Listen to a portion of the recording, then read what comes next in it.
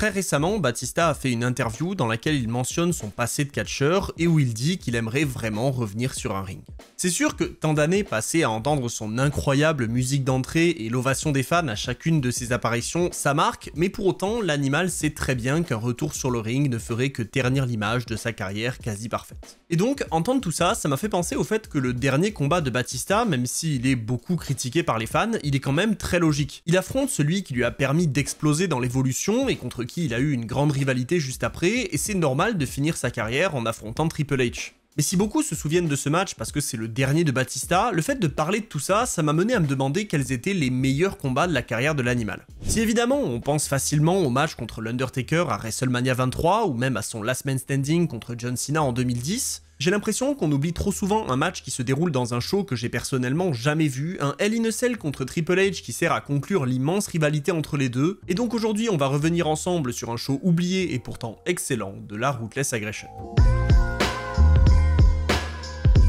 Alors, avant de commencer à parler du show, je voulais préciser quelque chose d'important. Parce qu'en revenant sur tout ça, j'ai réalisé à quel point la WWE pourrait apprendre de cette période pour proposer leur PLE aujourd'hui. Vengeance, c'est pas du tout un gros pay-per-view en tant que tel. C'est un show qui se déroule au mois de juin, quelques mois à peine après WrestleMania, et avec seulement 6 matchs sur la carte, ils ont quand même réussi à proposer un show incroyable. Du coup, quand j'ai pris conscience de ça, ça m'a fait penser au fait qu'aujourd'hui les fans critiquent beaucoup les PLE mineurs de la WWE parce qu'ils sont souvent en dessous des attentes. Et en vrai, dans certains cas, ils ont vraiment pas tort. Et pour moi, Vengeance 2005, c'est vraiment la preuve qu'avec peu de matchs et juste des grosses histoires, on peut vraiment faire un classique. Du coup, on va revenir près de 20 ans en arrière au mois de juin 2005 en direct de Las Vegas pour un show qui promet déjà sur le papier. Bon, avant de vraiment commencer, je vais quand même une dernière fois enfoncer une porte ouverte, les arènes de l'époque, ça a juste pas de prix, elles sont exceptionnelles, le fait ne serait-ce que de customiser un tout petit peu le stage, ce serait déjà cool aujourd'hui, mais à l'époque c'était encore autre chose, c'était vraiment une arène complètement différente pour chaque pay-per-view, et franchement, c'était une époque incroyable. Pour ouvrir ce show, on commence bien évidemment pas par les matchs les plus importants de la soirée, puisqu'on accueille Carlito qui fait son entrée pour défendre son titre intercontinental face à l'ancien champion Shelton Benjamin. Alors, je suis déjà revenu sur la carrière de Shelton il y a pas très longtemps, donc vous connaissez déjà peut-être l'histoire, et en plus elle est pas vraiment compliquée. Shelton a simplement perdu son titre intercontinental à Raw la semaine précédente, et donc il obtient une revanche logique en pay-per-view. C'est sûr que, vu comme ça, on peut se dire que c'est hyper classique, et c'est vrai, mais en soi ça montre que changer les titres dans les shows hebdomadaires, ça a une réelle importance. Ça permet de construire naturellement la revanche au pay-per-view, et même si on n'a pas une grosse rivalité intense qui part dans tous les sens, bah ça reste très bien parce qu'on comprend totalement ce qui se passe, et on a hâte de voir le match. Du coup, pas de perte de temps puisque l'histoire est simple à comprendre, et directement Shelton Benjamin veut imposer son rythme et attaque très fort pour récupérer son titre. Carlito de son côté, il subit beaucoup et on sent qu'il n'est pas très rassuré à l'idée d'affronter un Shelton Benjamin très déterminé, ce qui se confirme rapidement puisqu'il se fait dominer et contrer. Mais bien sûr, fidèle à lui-même, Carlito utilise la triche et même la fuite pour tenter de sauver son titre. Pour le coup, j'ai beaucoup aimé le fait que la foule soit ultra investie dans le combat et en même temps, c'est encore une fois très logique. Shelton est un face naturel à l'époque et Carlito, avec son côté tricheur et prétentieux, il s'attire forcément la haine des fans.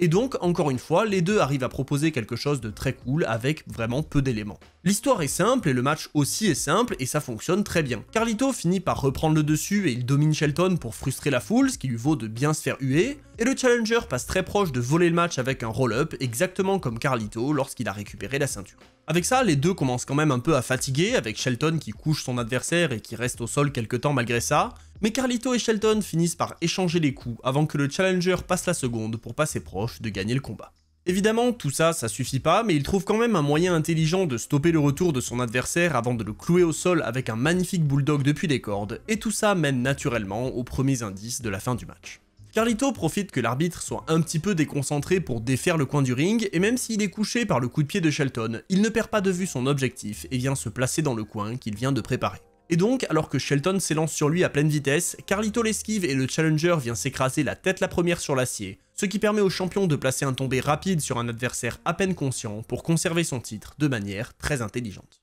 Et donc voilà, avec tout ça, évidemment, c'est pas le match de l'année, ni même de la soirée, mais ça reste efficace, logique, et c'est bien, et donc ça permet de lancer Vengeance sur une note franchement très cool. Du coup, avec tout ça, on va pouvoir enchaîner avec le deuxième combat, et je vais être honnête, c'est clairement le moins bon. Oui, évidemment, le show n'est pas non plus parfait, sur 6 matchs, on n'a pas 6 classiques, et si l'opener était sympa, ce match, malheureusement, est plutôt pas terrible. En gros, l'histoire, c'est une rivalité entre Christy Hemme et Victoria, qui a commencé après une attaque de l'ancienne championne sur Hemme, et qui est très vite devenue une histoire personnelle avec de violentes attaques l'une sur l'autre. Bon, c'est pas très profond comme rivalité, mais en soi c'est pas mauvais non plus sur le papier, ça reste logique et ça donne envie de voir un règlement de compte, mais malheureusement, c'est pas ce qu'on va avoir. Enfin, si, mais pas exactement comme on pourrait l'attendre. Christie veut attaquer très vite dès le début du combat et elle écrase Victoria dans le coin sous de très belles réactions des fans, mais rapidement son adversaire reprend le dessus et impose son rythme. On a donc droit à des étranglements dans tous les sens et de nombreuses tentatives de tomber alors que le public soutient franchement beaucoup Christie, mais rapidement il réalise que ce combat ne va pas être incroyable. En fait, Victoria domine très facilement son adversaire qui est nettement moins expérimenté, et même si Christie esquive le moonsault et qu'elle repart à la charge, ses attaques ne sont ni impactantes ni franchement efficaces, et elle finit par se retrouver coincée sous son adversaire qui utilise l'appui du coin pour remporter l'affrontement. Donc voilà, ce match il dure à peine 5 minutes, et même s'il reste cohérent dans sa construction, il est vraiment pas terrible, et en plus il ne donne pas du tout au public ce qu'il attend, puisque la plupart des fans avaient hâte de voir Christie Amy exploser pour remporter ce combat. Après, il faut aussi le dire, Christie Amy c'est pas une catcheuse exceptionnelle, même si elle s'est apparemment améliorée plus tard dans sa carrière, son run à la WWE n'est pas mémorable, et donc on se doutait bien que ce match ne serait pas incroyable avant même qu'il commence. Et en fait, c'est assez marrant parce que quand on regarde le show, on remarque qu'il y a une claire séparation entre les 3 matchs qui ont lieu en première partie de soirée et les 3 main events qui arrivent juste après. Parce que si l'opener était cool, on a vu que ce deuxième match était plutôt moyen, et vous allez voir que ce qui vient après, c'est correct, mais c'est pas non plus excellent. Et pourtant, l'histoire de ce combat, en vrai, je l'aime beaucoup. À ce moment-là, on est en juin 2005, donc ça fait 2 mois environ que Edge est devenu Mr. Money in the Bank, et l'histoire de ce combat commence lors du tournoi qui vise à couronner un nouveau challenger numéro 1 au titre poids lourd. Edge est prévu pour affronter Kane, et alors que ce dernier semble avoir le dessus, Lita, qui était initialement la partenaire du Big Red Monster, donne la mallette à Edge, ce qui lui permet d'exploser Kane avec pour reprendre le dessus et remporter le match pour officialiser la trahison la plus marquante de l'époque. Ouais non, effacez ça, j'exagère de fou, c'était pas si marquant que ça en vrai. Non, en soi, je pense que ma vision de l'histoire, elle est un petit peu biaisée, parce que je sais que derrière, ça lance Edge dans un run très cool pour l'année 2006. Mais à ce moment-là, on a juste Lita qui se sépare de Kane pour rejoindre Edge en disant au Big Red Monster que c'est juste un malade mental et qu'en gros, elle ne l'a jamais aimé. Du coup, tout ça, ça lance Kane dans une folie furieuse qui le pousse à interrompre le mariage entre Edge et Lita pour officialiser ce match lors de Vengeance, qui promet là aussi d'être un règlement de compte. Logiquement, pour commencer, Edge fuit et se fait poursuivre par Kane qui finit par l'attraper pour le dominer dans le ring, dans une construction très classique et logique d'un match dans lequel un combattant est nettement plus puissant que l'autre. Parce que oui, Edge il a certes battu Kane dans ce tournoi, mais c'était uniquement à cause de Lita, et en soi il a vraiment ce personnage de fuyard qui ne peut pas gagner ses matchs sans tricher. Et d'ailleurs, si on regarde un peu plus loin, c'est précisément ça qui va construire son personnage d'opportuniste ultime. Mais bon, pour ce soir, il se fait juste exploser, et Kane en profite pour aller rendre visite à Lita hors du ring, ce qui ne mène pas à une prise de contrôle de Edge, puisque son retour est directement stoppé par son adversaire. Alors en soi, c'est pas trop mal, la domination de Kane est logique, et Edge n'a aucune réponse, mais en vrai, le public est pas vraiment concentré sur le match, puisqu'il se contente d'insulter Lita, qui rapidement devient le point central de l'affrontement. Grâce à elle, Edge revient à l'extérieur et couche Kane avec un spear, ce qui passe proche de lui faire perdre le match par décompte à l'extérieur, et tout ça permet à Mr. Money in the Bank de dominer un petit peu en maintenant le géant au sol. Edge va donc imposer son rythme lent et enchaîner Kane de droite, que ce dernier décide de ne pas vendre, et tout ça va le lancer dans un genre de second souffle où il ne vendra absolument aucune offense de son adversaire, pour finir par reprendre le contrôle et passer à son tour proche de la victoire. Franchement, cette petite séquence dans le ring, je l'ai trouvée assez sympa, d'autant que Edge revient avec un dropkick qui lui permet de reprendre l'avantage, cette fois-ci sans aide extérieure. Mais le meilleur moment de ce match, il arrive juste après, puisque Kane reprend le dessus et prépare un chokeslam, mais il est interrompu par nul autre que le roi de ce monde, Snitsky. Ah bah oui, écoutez, ça fait peut-être longtemps qu'on en a pas parlé, mais je n'ai absolument pas oublié Snitsky, Alors, son apparition du soir, elle est pas historique, parce qu'il se fait direct sortir par Kane, mais elle fait perdre du temps au Big Red Monster, et elle permet à Lita d'entrer dans le ring avec une chaise pour encore perturber le géant. Bon, Lita, finalement, elle réalise que c'est peut-être pas la meilleure décision d'aller s'en prendre à Kane avec une chaise, donc elle la pose, et elle essaye plutôt de séduire le Big Red Monster, mais vous vous en doutez bien, ça marche pas du tout, et il décide d'étrangler Lita avant de placer la chaise autour de son cou pour en finir. Avec tout ça, l'arbitre est en panique totale, et ça permet à Snitsky de revenir et de coucher Kane avec un big boot alors que l'officiel s'occupe de Lita et de la chaise, et en opportuniste qu'il est, Edge tente d'en profiter en rivant les épaules de son rival. Bon, j'avoue que pour moi, là, c'était évident que c'était terminé avec tout ça, mais étonnamment, Kane se dégage et le combat continue après ça. Le Big Red Monster réussit même à revenir et à coucher Edge avant de choper Snitsky qui venait de la 3ème corde pour préparer un chokeslam sur son second rival. Pendant ce temps, l'arbitre est encore distrait par Lita et Edge va en profiter en frappant Kane avec sa mallette, mais le Big Red Monster l'esquive et Edge couche Snitsky avant d'être écrasé par un chokeslam qui permet enfin à Kane de remporter ce combat. Donc en soi, vous l'avez vu, c'est pas du tout un match horrible à regarder, les artifices autour du ring avec les interventions, ils aident pas mal à rendre le match sympa et divertissant, mais bien sûr, c'est pas non plus un grand match inoubliable, et Kane n'a jamais été incroyable en tant que face, en tout cas à mes yeux, donc même si le côté détestable de Edge et Lita et les interventions de Snitsky aident beaucoup, ça reste pas non plus une rivalité exceptionnelle. Mais bon, encore une fois, on a vu le Snitz, donc moi je suis content, et puis en plus le public réagit très bien à ce qui se passe, et a raison d'ailleurs, parce que c'est plutôt bien pensé, donc honnêtement c'est vraiment pas mauvais, et ça permet d'enchaîner avec la suite, qui là par contre, est incroyable. Comme je l'ai dit plusieurs fois, ce show c'est celui qui conclut toutes les histoires post-WrestleMania. Et si ça se voit surtout dans le main event, ça se voit aussi pour le match suivant, puisqu'il est l'heure pour Shawn Michaels et Kurt Angle de remettre le couvert, après leur immense classique à WrestleMania 21.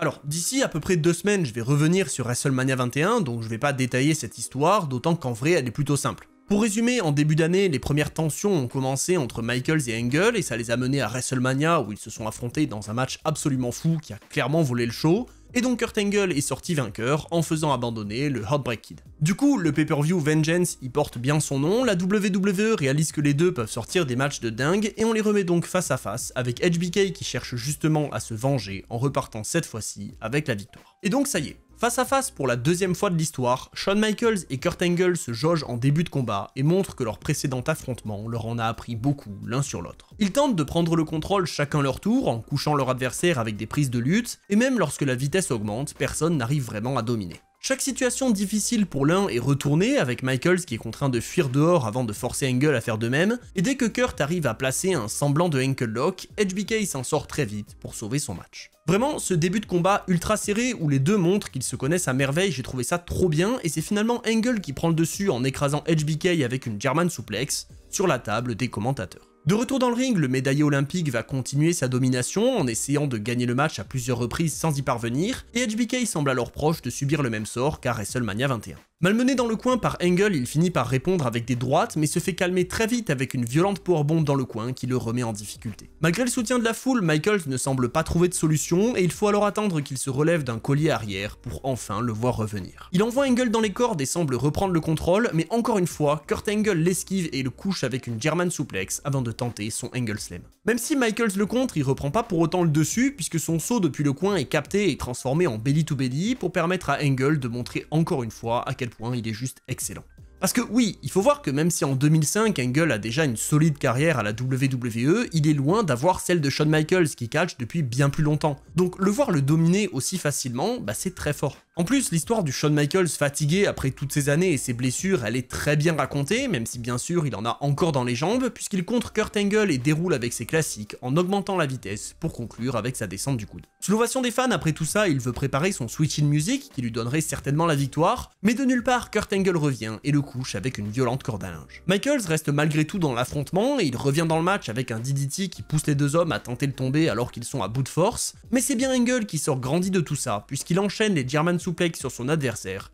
et réussit même à lui placer son Angle Slam. À ce moment-là, le public entier croit qu'on vient de voir la fin de HBK, mais de nulle part, Michaels lève l'épaule et reste dans le match. Angle veut alors enchaîner avec son ankle lock à 2 reprises, mais encore une fois, HBK prouve qu'il a retenu la leçon et il roule pour envoyer Angle droit sur l'arbitre. Sans officiel, pour compter les disqualifications ou les décomptes, Michaels est envoyé hors du ring et immédiatement à l'atterrissage, on remarque qu'il semble s'être blessé au genou. Les médecins commencent à l'approcher pour vérifier que tout va bien, mais Angle profite de l'absence d'arbitre et le ramène dans le ring sous les huées des fans avant de le coincer très vite dans un nouveau ankle lock. Avec une jambe blessée, Shawn Michaels n'est pas en état de lutter et chacun de ses contres n'empêche pas Angle de maintenir la prise pendant de longues minutes, alors que les fans continuent à soutenir HBK. Michaels semble alors à 2 doigts d'abandonner comme à WrestleMania, mais dans un dernier élan, il envoie Angle dans le coin et le couche de nulle part avec un switch in music, avant de ramper sur le corps inerte de son adversaire. À bout de force, Michaels vient alors placer son bras sur Kurt Angle pour en finir, mais sous l'ovation de la foule, l'ancien champion de la WWE lève l'épaule et sauve son match.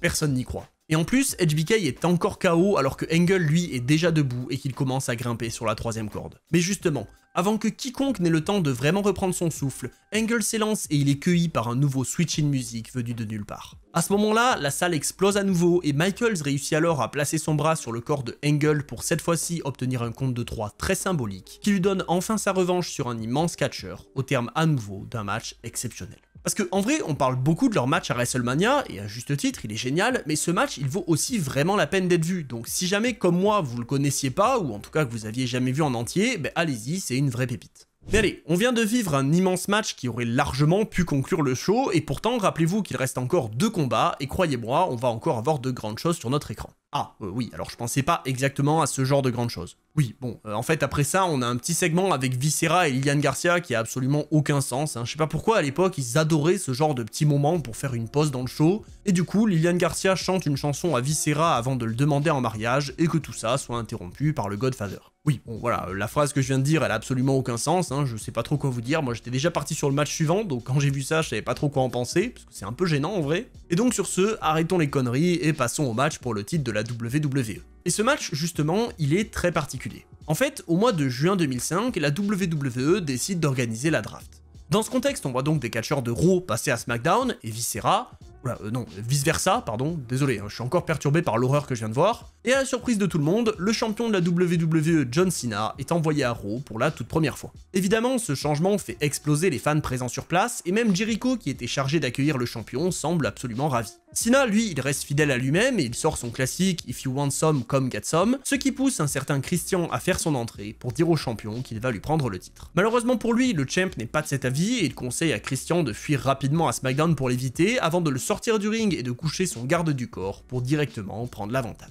Avec tout ça, l'histoire semble alors se diriger vers une rivalité classique entre Christian et Cena, mais dans tout ça, Jericho va vouloir sa part du gâteau en disant qu'il mérite bien plus une chance au titre. Et donc, après avoir battu Christian et Tyson Tomko dans un match par équipe avec le champion, Jericho s'en prend violemment à celui-ci pour forcer Eric Bischoff à organiser un triple menace lors de Vengeance. On arrive donc avec une triple rivalité, puisqu'on a 2 hommes qui veulent le titre alors qu'ils ont déjà un passé commun, avec notamment un match à WrestleMania 20, et franchement, pour une première défense de titre à Raw pour John Cena, je trouve que c'est une excellente idée. On peut donc accueillir les 3 hommes dont le champion sous encore une fois une belle ovation, et on est parti pour la première défense du champ dans le show rouge.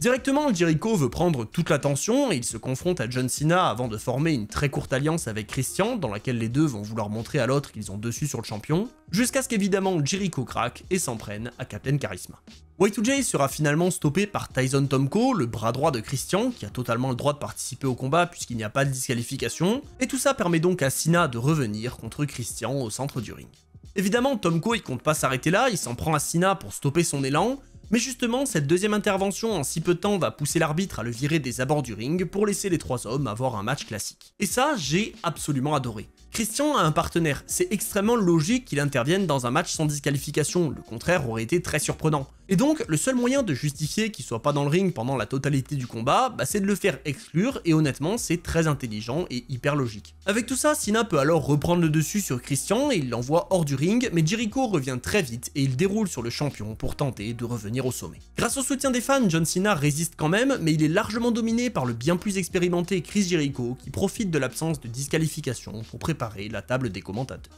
Y2J veut enchaîner et placer une souplex sur la table, mais Cena le contre et l'écrase sur le titre avec un DDT, et si tout ça aurait dû lui redonner l'avantage, ça permet en fait le retour de Christian qui domine Cena dans le ring avec un collier arrière. Bon, du coup vous le voyez, on est sur une construction très classique d'un triple menace, avec du 1 contre 1 dans le ring et un mec à l'extérieur qui est blessé et qui se repose, et justement, alors que Cena reprend le contrôle et qu'il prépare son 5 Knuckle Shuffle, il est sorti du ring par Jericho qui l'envoie dans l'escalier pour partir à la lutte avec l'autre challenger. Cette fois-ci, John Cena va pas rester très longtemps hors du ring, puisqu'alors que Jericho tente son wall s'il revient sur le tablier, mais Christian pousse son adversaire qui part s'écraser sur Cena et le sort encore du match, pour permettre à Captain Charisma de passer proche de son premier titre mondial. Ça c'est un enchaînement vraiment cool que j'ai beaucoup aimé, d'autant qu'après ça, Cena revient encore très vite et il couche ses 2 adversaires qui luttaient sur le coin avant de tenter de tomber sur les 2 mais de n'obtenir que des comptes de 2. Finalement, Cena se retrouve seul contre ses 2 challengers et il s'en sort très bien puisqu'il envoie un double 5 Knuckle Shuffle, et tout ça mène à une séquence vraiment excellente avec des tentatives de tomber et des contres dans tous les sens. De tout ça, c'est encore le champion qui va ressortir grandi puisqu'il place Christian sur ses épaules et prépare son finisher, mais Captain Charisma est très intelligent et il lui met donc un doigt dans l'œil pour lui faire lâcher la prise et le coucher avec un Unprettier modifié qui ne lui offre qu'un compte de 2. Mais c'est pas fini, Christian ne compte pas s'arrêter là. Du coup, il va hors du ring et il prend la ceinture pour s'en servir d'objet, mais surtout pour distraire l'arbitre, ce qui permet à Tyson Tomko de revenir dans le combat pour coucher le champion avec une corde à linge, ce qui malheureusement ne permet toujours pas à Christian de remporter le match. Alors, je reconnais quand même que tout ça, même si sur le moment ça marche plutôt bien, si on prend un peu de recul, c'est assez illogique. Parce que dans le pire des cas, si l'arbitre voit que Tyson Tomko est revenu, il va faire quoi? Il va encore l'exclure? Bah tant pis, il reviendra quand même, puisque visiblement ça pose pas de soucis. Donc autant le fait de le sortir en début de match, j'ai beaucoup aimé, autant le fait de le faire revenir, je sais pas si c'est très judicieux. Mais bon, ça montre quand même que Christian est vraiment un prétendant crédible, et c'est important de montrer ça pour mettre Cena en difficulté, d'autant que ça permet le retour de Jericho, qui coince le champion dans son Walls à 2 reprises, pour le mettre encore en danger. Mais bon, malheureusement pour Y2J, Christian n'est toujours pas hors du match, et il revient donc pour stopper la prise, et tenter son kill switch sur l'autre challenger. Seulement, là, on entre directement dans la fin du combat. Y2J repousse Christian qui se retrouve capté sur les épaules de John Cena, et le champion profite de la position pour envoyer les jambes de son challenger dans le visage de Jericho, avant de coucher Christian avec son FU pour lui river les épaules, et conserver son titre au terme d'un match dynamique et vraiment très cool. Franchement, comme je l'ai dit, pour une première défense à Raw, c'est très bien, c'est logique et ça établit parfaitement Cena en le faisant sortir gagnant d'une situation assez compliquée contre 2 adversaires. En plus, le match est cool, et donc c'est un excellent moyen de continuer la soirée. Et justement, cette soirée, avec tous les trucs positifs qu'on en a dit, il va être temps de la conclure avec le main event. L'histoire de cette rivalité, elle est extrêmement connue. Après avoir été mis en avant dans l'évolution, Batista a fini par vouloir voler de ses propres ailes en gagnant le Royal Rumble, et surtout en trahissant son mentor Triple H en le choisissant comme adversaire à WrestleMania. Du coup, sur la plus grande scène du monde, pour marquer sa carrière, Batista crée l'exploit et il vient à bout de Triple H dans un moment très cool pour remporter son tout premier titre de champion du monde. Sauf qu'après tout ça, qui est très connu, Triple H il a pas voulu lâcher malgré la défaite. Il a immédiatement invoqué sa clause de revanche lors de Backlash, mais malheureusement pour lui, une fois de plus, l'animal l'a surpassé et a conservé son titre. Mais là encore, c'était pas terminé, alors que ça aurait pu. Batista, à ce moment-là, il est surconfiant, il est au sommet du monde alors que Triple H, lui, est grandement frustré par l'enchaînement de défaites, et donc, après avoir violemment attaqué le champion en profitant de l'aide de Ric Flair, The Game a défié l'animal à un dernier match pour le titre, un Hell in a Cell lors de Vengeance. Et cette fois-ci, c'est officiel, ce sera la dernière. Batista accepte le défi et il annonce que cette histoire prendra fin à Vengeance et que Triple H devra le tuer s'il veut lui prendre le titre. Et même si sur le papier on peut se dire que The Game n'a aucune chance et que Batista va ressortir grandi de tout ça, bah on peut quand même douter un peu.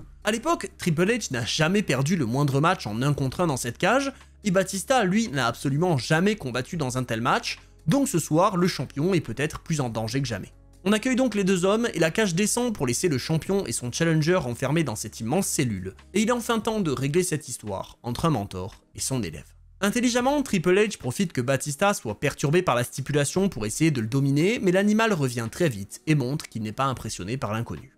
Très concentré dans un match pour lequel il est pourtant impossible de se préparer, l'animal garde le dessus sur son challenger et le domine à l'intérieur et à l'extérieur du ring, en profitant de la cage pour faire souffrir Triple H. The Game de son côté est un spécialiste de ce combat et il sait donc comment revenir, ce qu'il va faire rapidement en envoyant l'animal s'écraser sur la cage pour reprendre le contrôle. Batista est alors passé à tabac par Triple H qui va très vite piocher dans une caisse à outils pour en sortir une chaîne dont il se sert pour faire souffrir le champion, en le fouettant et en l'étranglant sur les cordes. Cette violence est évidemment parfaitement légale et même si l'arbitre hurle sur Triple H qu'il va trop loin, The Game ne lâche pas et il faut attendre que l'animal fasse parler sa force pour qu'il se sorte lui-même de cette situation. Déjà fatigué par la violence de ce combat, Batista ne compte pas se reposer et il traque Triple H autour du ring et le fouette à coups de chaîne avant d'encore une fois l'écraser sur la cage et sur le poteau pour imposer son rythme. Là, on vit vraiment un règlement de compte puisque cette histoire ne peut se régler que comme ça et même si Triple H a le crâne ouvert, ça ne l'empêche pas de revenir avec un Spinebuster pour encore une fois reprendre le contrôle et augmenter la violence. Pour ça, il va encore sortir du ring et il se saisit cette fois-ci d'une chaise couverte de barbelés qu'il vient écraser dans le dos du champion à plusieurs reprises. Batista réalise alors pleinement que son adversaire est un spécialiste dans le domaine de la violence, mais même s'il est sonné par un coup de genou après tout ça, il revient et couche son challenger avec une corde à linge. Batista comprend qu'il va lui aussi devoir augmenter la violence s'il veut remporter ce match, et donc il envoie un coup de chaise dans le crâne de Triple H sous l'ovation des fans, avant d'encore le traîner à l'extérieur pour le malmener avec le grillage. De retour dans le ring, Batista continue son assaut et s'élance sur Triple H qui est bloqué dans le coin, mais de nulle part, The Game l'esquive et reprend l'avantage. Triple H, en expert de la violence, a alors une idée qui selon lui donnerait à coup sûr la victoire puisqu'il se saisit du champion et prépare un pedigree sur la chaise couverte de barbelés, Mais heureusement pour lui, le champion se redresse et envoie Triple H s'écraser au sol. Avec ça, Batista est officiellement de retour dans le combat et les deux peuvent échanger les coups, ce qui va finir par profiter au champion puisqu'il explose son rival sur la chaise avec un power slam. Confiant dans ce combat qu'il ne connaissait pas il y a à peine 10-15 minutes, Batista prépare la chaise en acier, mais Triple H est encore conscient et il le couche avec un DDT sur la chaise, pour à son tour lui ouvrir le crâne. Les deux rivaux se retrouvent maintenant couverts de sang et Triple H veut en rajouter avec son sledgehammer, mais encore une fois, Batista est toujours là. Il échange des coups avec son challenger et il prépare sa Batista bombe, mais cette fois-ci, c'est The Game qui se redresse et se débarrasse de son adversaire pour se saisir de son sledgehammer et venir l'écraser dans le front du champion. Persuadé qu'il va pouvoir en finir après ça, Triple H réalise que Batista est très résistant puisque là encore il se dégage, et l'animal confirme sa puissance en envoyant un low blow à son challenger pour profiter de quelques secondes de répit. À bout de force, les deux ennemis n'arrivent pas à se relever, mais dans un moment extrêmement symbolique, Batista se saisit du sledgehammer et veut en finir. Il s'élance sur Triple H à pleine vitesse, mais The Game a tout prévu. Avec la chaîne métallique autour de son poing, il frappe le champion et tente encore le tomber, mais la résistance de l'animal est beaucoup trop importante et il lève encore l'épaule. The Game est à bout de force, mais il veut quand même enchaîner en montant sur le coin pour s'élancer avec une descente du poing, mais là encore Batista répond en levant la masse au moment où son adversaire atterrit, et Triple H est alors complètement KO. En plus, Batista ne lui laisse aucune seconde de répit puisqu'il lui envoie des droites et le projette à l'extérieur avant de le coucher avec un puissant coup d'escalier, puis d'amener la seconde partie de cette structure métallique au centre du ring. Le champion du monde va alors utiliser cette deuxième moitié d'escalier pour continuer de punir Triple H en le projetant dessus à plusieurs reprises, et une fois qu'il considère que son adversaire est suffisamment KO, il prépare enfin sa Batista bombe. Mais là, l'impossible va se produire. De nulle part, Triple H revient et envoie un low blow pour montrer des signes de vie pour la première fois depuis plusieurs minutes, et il surprend son adversaire avec un puissant pedigree. The Game a donc créé l'exploit, il rive les épaules du champion et le public voit son héros s'éteindre sous ses yeux, mais de nulle part, le champion lève l'épaule et reste dans cet incroyable combat. Évidemment, la foule explose et Triple H lui n'y croit pas. Mais alors qu'il prépare un second pedigree sur l'escalier pour s'assurer la victoire, l'animal revient avec un spinebuster et il utilise ses dernières forces pour se relever et saisir son adversaire pour préparer une Batista bombe, qui va bien passer puisque même si Triple H s'est saisi du sledgehammer, il n'a pas la force de l'utiliser. Et il est donc écrasé au sol et couvert pour un compte de 3, qui permet à Batista de remporter cette rivalité, et surtout de conserver son titre. C'est donc au terme d'un match extrêmement violent et absolument fou avec énormément de rebondissements que Batista vient à bout de son mentor, mettant alors pour de bon un terme à cette rivalité après avoir battu un des plus grands de tous les temps à 3 reprises. Et c'est ainsi que prend fin Vengeance 2005, un pay-per-view qui n'est pas souvent mentionné comme un des plus grands de tous les temps, et qui pourtant à mes yeux est tout bonnement incroyable. Du coup, je compte sur vous pour me donner votre avis sur ce show dans les commentaires. Est-ce que c'était un show que vous aviez déjà vu à l'époque ou que vous avez vécu avec cette vidéo, voire même que vous êtes allé voir pour l'occasion? Et si jamais vous avez des idées d'autres shows dont je pourrais parler sur la chaîne, n'hésitez pas à me le dire dans les commentaires. S'il y a des petites pépites cachées comme ça que je connais pas personnellement, n'hésitez pas. N'hésitez pas non plus à me rejoindre et à me soutenir en vous dirigeant vers les liens dans la description. Il y a beaucoup de choses qui peuvent vous régaler, notamment Twitch, la chaîne secondaire ou les différents liens affiliés. Merci encore une fois de votre soutien. C'était Monsieur Hawkin et on se retrouve très vite pour d'autres histoires.